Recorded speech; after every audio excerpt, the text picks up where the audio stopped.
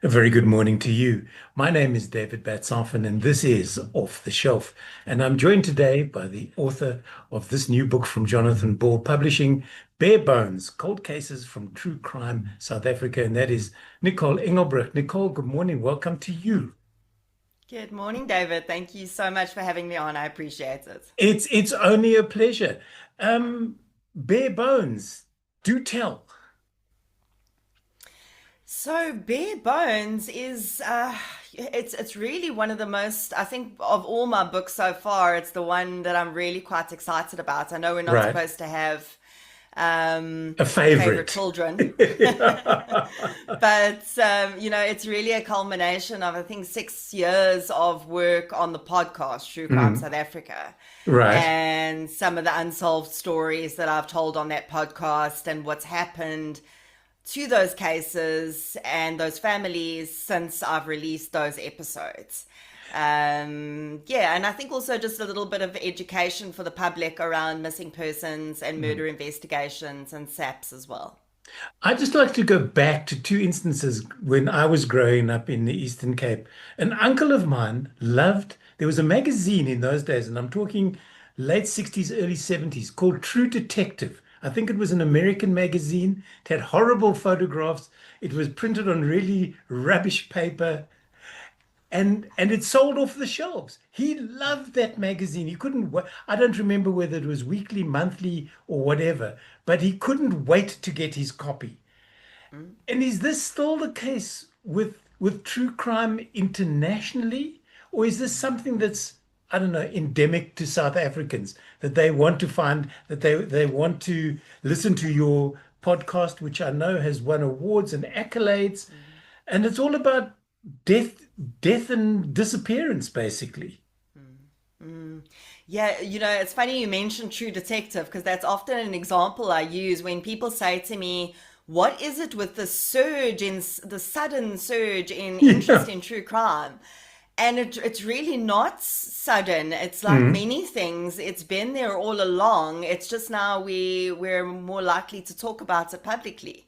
Yeah. And it certainly is all over the world. It's a genre of it's it's difficult to call it content because it's real Mm. people's lives, Yes. but it's a genre of creation of storytelling that is certainly interests people across the world in different ways. And Well, I think a lot of that has to do with the mystery probably mm. behind the crimes. So what got you involved? Because I know that this wasn't where you began after you left school. You went through the corporate, maybe you got to a point in corporate where you wanted to murder somebody and th thought to yourself, no, hang on one second. Let me just think this through. Now, let me rather do a podcast about other people who have been murdered. I don't want to be an episode of.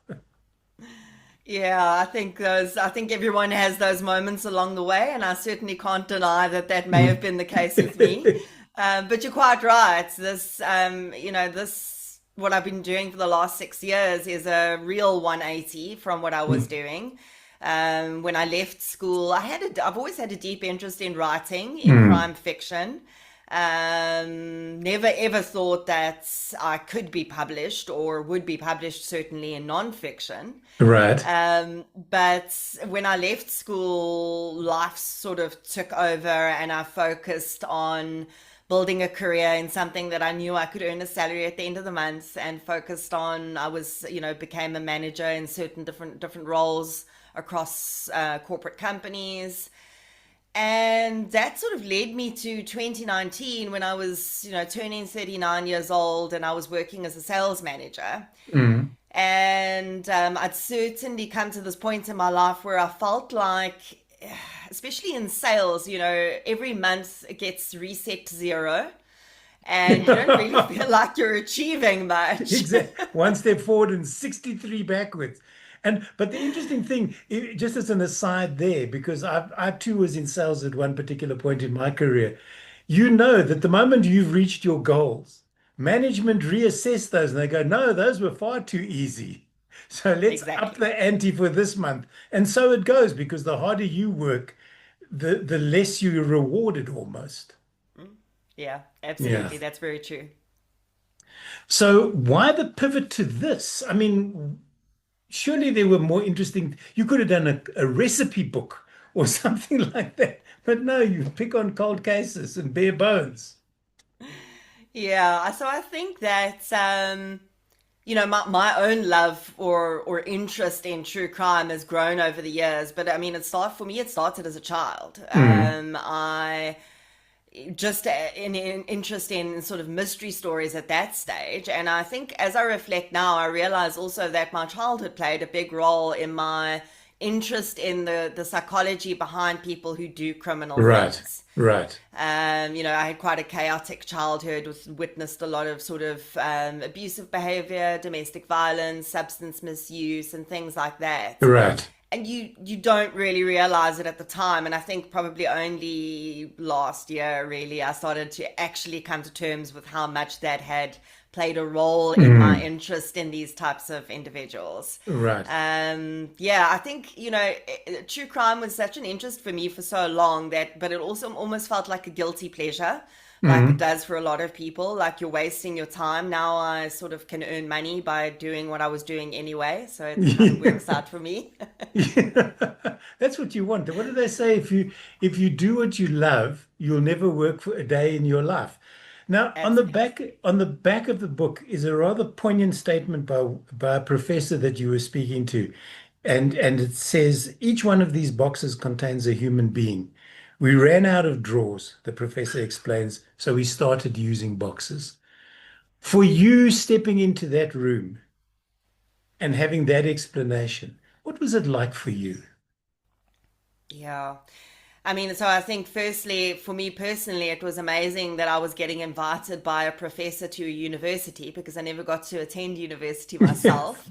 Right. That was incredible. But that moment, every time I think about it, I get goosebumps Mm. because just I explain in the book, sort of turning in circles and looking at all these boxes and having this similar feeling to how I felt over the years with the podcast in recognizing that these are not just stories on a page Mm. or on a screen. These are real human beings.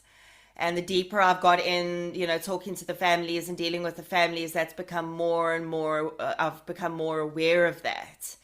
And then standing in this room realizing that the answers to some of the questions that I may have been asking for families over the years may actually be in this room with me, and Right. how much love and life and memories and tragedy is sort of surrounding me. It was really the only word I can use to describe it was humbling. It brought me back to understanding why I'm doing this and Yeah. why I carry on pushing to do it. Because I wonder what makes people get to that point that they will kill a loved one. And there was a case in America recently where the husband murdered his wife and then he dismembered her and discarded her in dumpsters all over town. Now, how do you get to a point? Surely divorces, you just go, look, I hate you. I never want to see you again. I'll walk away from this. But there must be so much anger and hatred at that particular point. The murder is one thing, but the dismemberment for me is Mm, I couldn't understand it. We've all been in situations or relationships where you've gotten to that point. You go, one more word from you and I could kill you. mm, But dismemberment? sure. And Yeah. how do you pick up on how do you then choose the stories that you put in the book that will be of interest to your readers and your listeners on the podcast without making them terrified, going, if I come home today, will my husband or wife chop me up and put me through a mixer or something like that? Mm, yeah. I think sometimes, on the podcast, I actually tend to do the opposite. I like to invite people into the space that the victim may have been in that moment. Hmm. There's one intimate partner violence episode I describe where the woman had been with her husband for I think almost 30 years, had two grown children, and in the podcast I say that they had been together and they had known they thought they knew each other. She thought she knew her husband, but she only Hmm. really knew him for the last few seconds of her life when he was taking her life. That's when she met her real husband. Right. And I do that because I think that it's important for us to understand the dynamics around things like this that happen, and we do need to temper that with I need to be in relationships with others and trust others, Yeah. but also that the world is not a perfect place and we need to protect ourselves. So when I choose cases, Mhm. to answer that question specifically for bare bones, of course they had to be unsolved. I wanted to pick cases, I think specifically that had been impacted in some way by the podcast, so I could sort of show that positive evolution, and then also display a lot of different types of victims. Because mass media often shows us one type of victim, which is often Right. well off white people, attractive people, successful people, those types of victims. And I wanted to show a wide range of victims with different life struggles and how their struggles, like substance use disorder, mental health conditions, had actually impacted the investigation of the crime that was committed against them. So those were some of the criteria I used. Because in the book you say here, I've said negative things about the SAPS officers in this book, but overall I have the deepest respect for those who serve our country in this role. I know that the vast majority of police officers are deeply committed to their work and to pursuing justice despite the huge challenges that they face. How have you, in these 6 years, been accepted by SAPS? I mean, surely when you started, they went, oh, God, here we go again, type of thing. Another woman who thinks she knows what she's talking about. And are they more accepting now, or do they maybe even contact you and say, listen, we have a case that we think may suit your podcast. Come and chat to us. Mm. Sadly, I have yet to get to the point, and I know it's not a personal thing where SAPS is officially reaching out to me and saying, please cover this case on the podcast. Right. SAPS is quite an insular organization, unfortunately to its own detriment, that does not engage well with those outside its ranks. Even ex-police officers. So Right. really, the engagement has been I want to say under the radar, but not in a sort of, there's no sort of It's not corruption around it. clandestine. You don't Yeah, go skulking police in after officers, hours. exactly. Exchanging Police, information in parking lots. yes. Police officers are listening to the podcast. They are engaging with me. They're reaching out to me because they personally see the value of what I'm doing. Yeah. And where possible, they are referring victims' families to me and saying, chat to this woman if you want to, Mhm. and see what value she can bring to our investigation. So on a personal level, I am certainly having, great interactions with certain SAPS members, Mhm. not necessarily on an organizational level yet. Now, Hopefully we will get there. yeah, I hope so too, because otherwise the podcast will keep going irrespective of whether they join, but they should use it as a tool to Yeah. help them. Do you then find, or do people contact you and say, "Oh, I remember. Do you know about this?" And while I'm chatting to you, I'm thinking of a case back when I think I was in matric, so I was 17. It's 1971, 70 or 71. And I was part of a search party that was looking for a young boy that had gone missing in Port Elizabeth. And we were looking specifically at a go-kart track. Why, I don't remember, but it got to a point where the police in charge said to us, look, we're no longer looking for a living victim. We're now looking for a body. So every drum, every barrel, every tire that you overturn, just be aware that there may be a dead 12-year-old lying under there. Now, as a 17-year-old, you think it's a big, I thought it was a big adventure. Hey, I'm looking for dead people. Um, but in retrospect, it must be terrifying. Now, was never solved. The kid disappeared. If I remember, he was 12 and he vanished into thin air. Now, bringing that up now, I don't know if you know about the case, or would that maybe of interest to you to use on your podcast, or do you need a family member to say, yep, this is what happened. What David and discussed with you did happen, and no, we've never found our son again, and take it from Mm. there? Or do they say, people that you contact, look, yes, we're missing a family member, but it was 20 years ago, and we really don't want to reopen those wounds. Mm. That case that you described certainly does sound familiar to me. Yeah, I can't think of the individual's name now, but it definitely sounds familiar. Mm. And, so really what happened in the beginning was when initially I had to approach families Yeah. and really obviously gain their trust. And I would have exactly one of those two reactions. Either it would be a matter of, great, let's try it. We've tried Mm. everything else, and then it would be a sort of gradual getting to know each other and working our way through the case situation. Or I have had those situations where families have just said, you know what, we really don't think that this A is either going to add value to us, Mm. or B, we just don't want to go back there. It's reopening a Yeah. wound again, and we've moved on, we've moved forward with that. So both reactions have happened now. Since with the success of the podcast and the books, I am actually lucky enough that I have families contacting me. Mm. So already up front, I have that sort of consent, and they're on board, and they see the value in what I'm doing and want their loved one's case covered on the podcast. How do you then emotionally distance yourself when you're doing a podcast?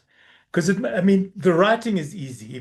If you're crying quietly onto your laptop keyboard, that's one thing. But trying to do a podcast when something may have struck a chord with you because of what you said earlier in the podcast, if it's a trigger for you, how do you step back?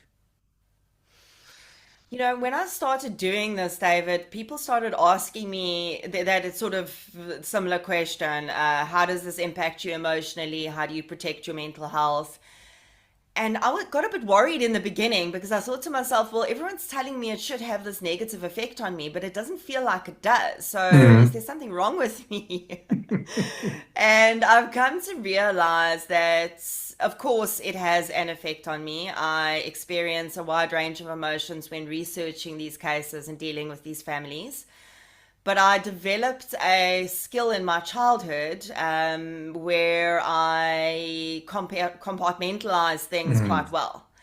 And that was a survival tool at the time. And now I use it sort of without even knowing, to Right. be able to put these emotions in a box. And it's something similar to what police officers do, forensic pathologists do. You put those feelings of yours in a box and you focus on the work at hand, Yeah. and you address those feelings later. And sometimes that works and sometimes it doesn't. But for the most part, so far, I've been able to use that emotional experience to sort of drive me rather than hinder and stop me. Right. What was it? Did Jonathan Ball approach you about Bones, or did you approach them? So I published Killer Stories with Dr. Bryn Hotchkiss that No, you remember we spoke interviewed. about I That's spoke to right, both of you. exactly. Yeah. That's right. And that was through Jonathan Ball as well. So Mm. that's interaction started the conversation about what, I got this the wonderful platform, and I've told so many of these stories. How can we turn those stories perhaps into a book? Mm. And, I'd started having these conversations with Jill Moody of Jonathan Ball about these pretty cool things that had been happening as a result of the podcast. And she got quite excited about telling these stories Mm. and being able to firstly provide a additional platform Yeah. for these cases and families. But then also just being able to show how this relatively new medium in communication and entertainment has this amazing unintended benefit Mm. of helping to bring in new leads. So the podcast came first. It's not a chicken or egg situation. We know the podcast came first, the book came second. Do you believe, or have you already seen feedback from the book into the podcast, or is it still early days?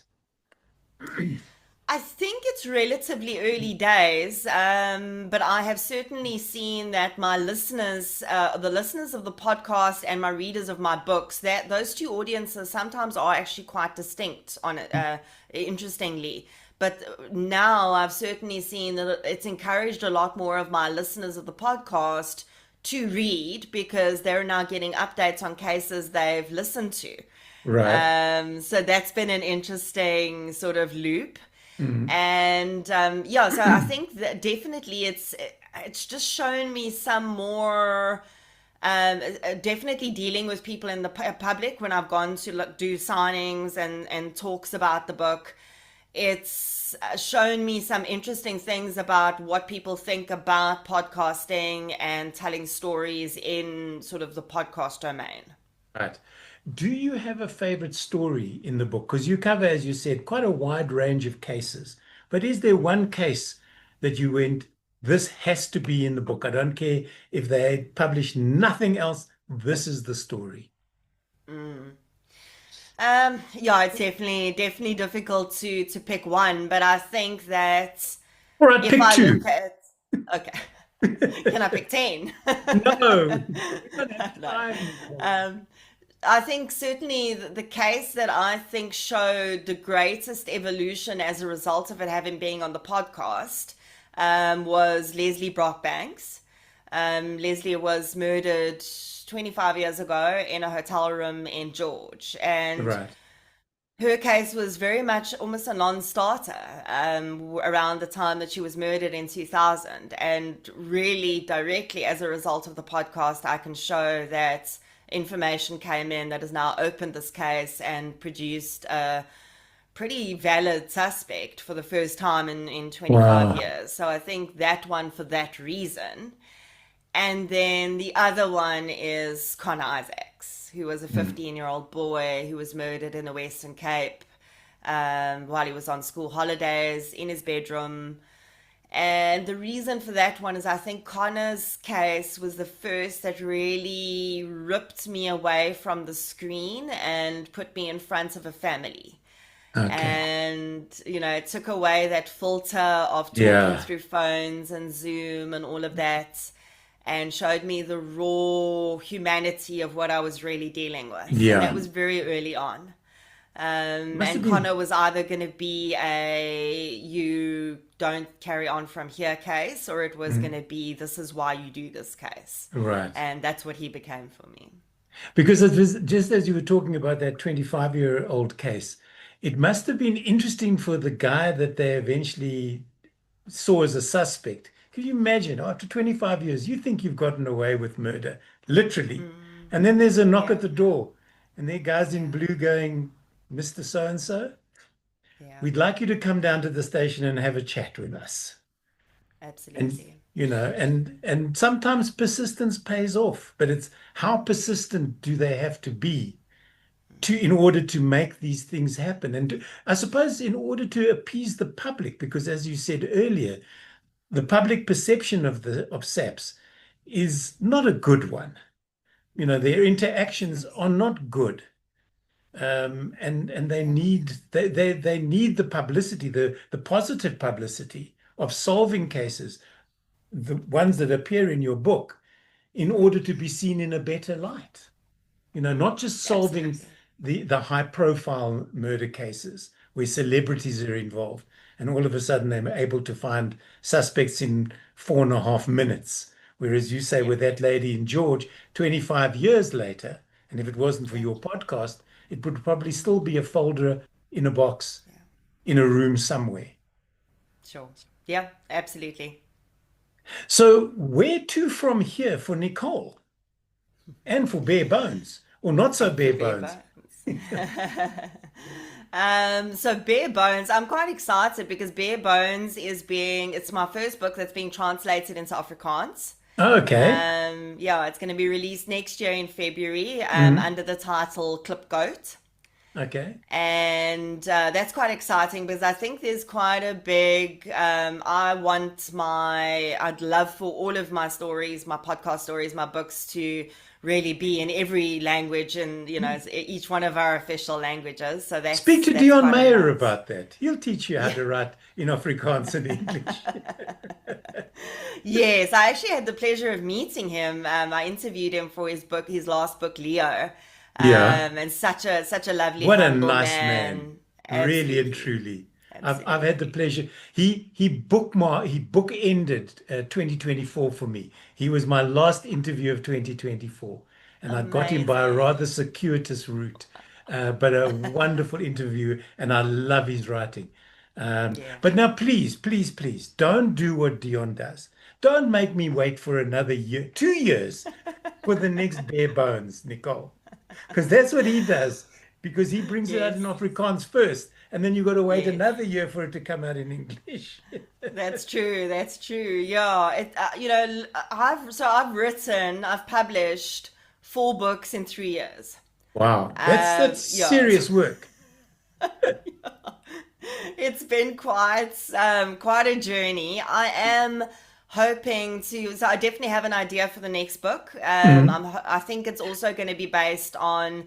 It's going to be another sort of thematic. Not unsolved cases again, but 10 cases around a certain theme, Right, and probably based on cases I've already covered on the podcast. right. I think what next year needs to hold is I need to put a lot more energy back into True Crime South Africa, and because I really have been quite dragged away by the books, but This is what it's all happened. been, Yeah. yeah, But exactly. but Yeah. as if that wasn't enough, you also collaborated with Showmax on a TV series. Have Netflix come knocking at your door? Yeah, I've actually been really lucky. I've done quite a few different collaborations with Showmax and Cake Nets this past year, actually, which Right? was fantastic. And appeared in a couple of documentaries that have been on Showmax Hmm. and the different via TV, etc. There have been discussions with a production company for a possible Netflix series based on True Crime South Africa. So that is something that's in discussion, and hopefully we'll make some Wonderful. progress on that next year. Now, the book is bare bones, as we said, as we've been saying all along. It's published by Jonathan Ball. And as I like to say, it's available in good, bad, and in different bookshops, I should imagine. An author recently said to me, "What is an indifferent bookshop?" And I said, "An indifferent bookshop is one that doesn't care. They either keep it or they don't. And if you walk in and go, 'Do you have my book?' They go, 'No, we don't.' Keep moving. Nothing to see here." Literally. Absolutely.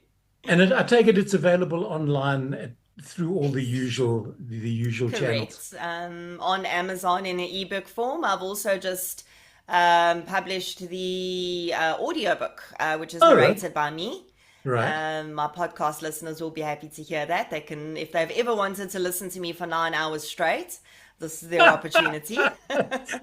So it's not even a drive to Cape Town, Nicole. You need a set because it's about 12 to Cape Town. So it's your entire podcast, 9 hours of you, and then 4 hours of somebody else to fill in the, Yes. the last part of the journey. Now, I ask this question of all the authors that I have the opportunity to chat to. Are you the type of author that will walk into a bookshop, go and see where your book is placed? And if it's placed on a shelf like that, you move it.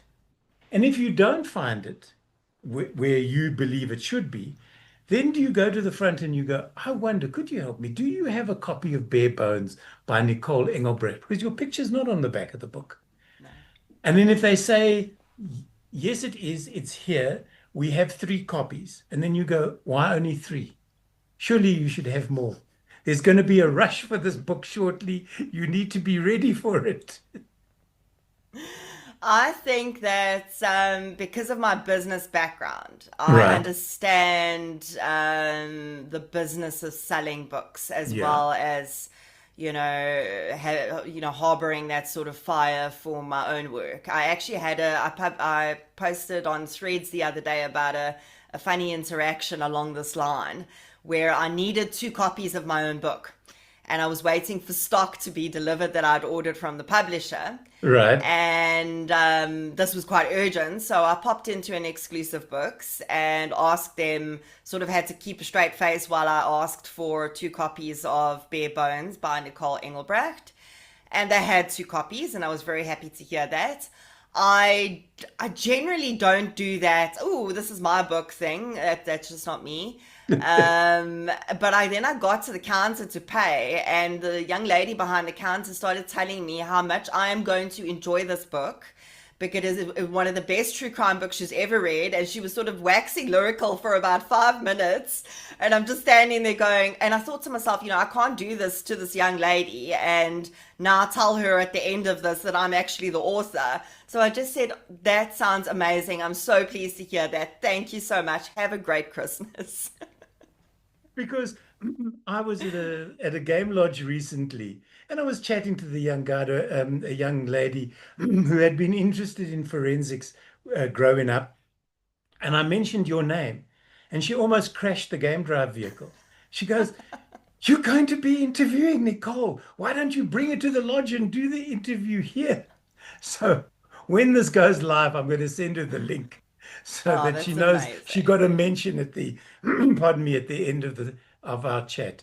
That's Nicole, I wish you amazing. all the very best. Bare Bones, it's published by Jonathan Ball. As you heard her say, it's on all good bookshelves right now.